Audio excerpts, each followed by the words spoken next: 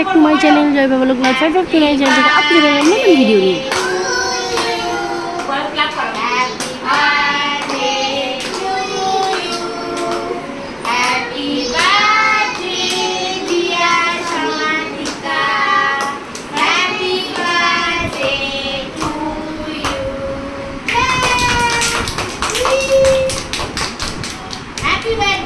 আজকের তারিখটা ছিল 26 এপ্রিল, তোমাদের সোনার বার্থডে।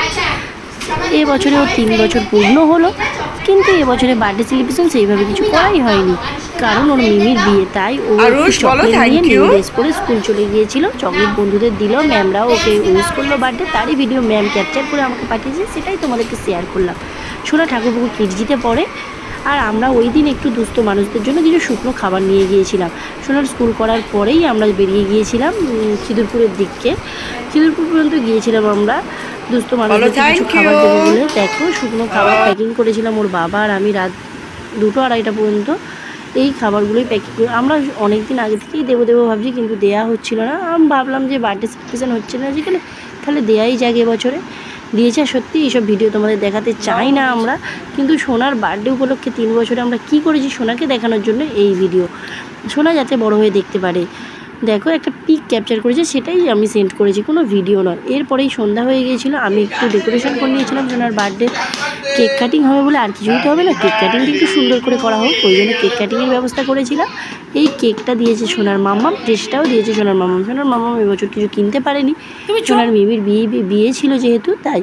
দেখো সোনা আইমাক্স পরেছে। আইমাক্সগুলো ও প্রায় 5-6 মাস আগে থেকে কিনেছে, যে বার্থডেতে করবে বাড়ি। তখন মিমির বিয়ে ঠিক হয়নি, কিন্তু হলো না। তো সোনাকে কেমন লাগছে তোমরা সোনাকে আশীর্বাদ করো, সোনা যাতে অনেক বড় হতে পারে। দেখো এরপরেই কেক কাটিং হবে।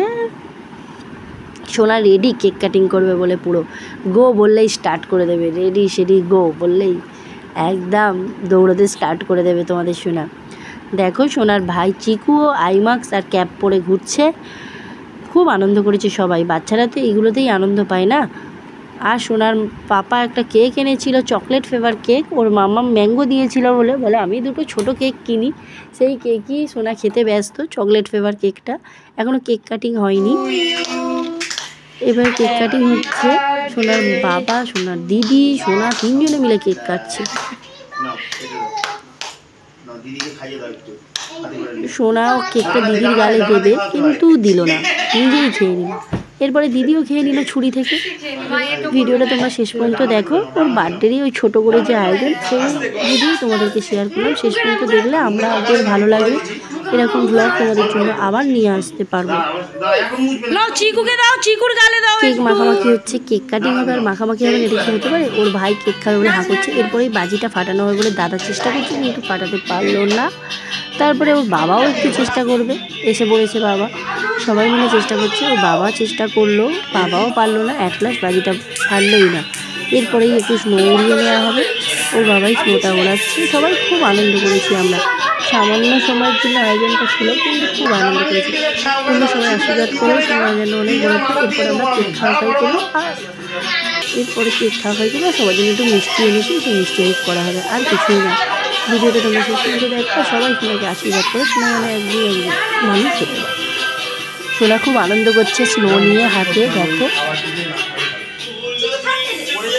সোনা ওর বাবা কেকটা ছাড়ছেই না, সেই কেক খেয়েই যাচ্ছে। তারপর তো বাবা স্নো দাও বলছে।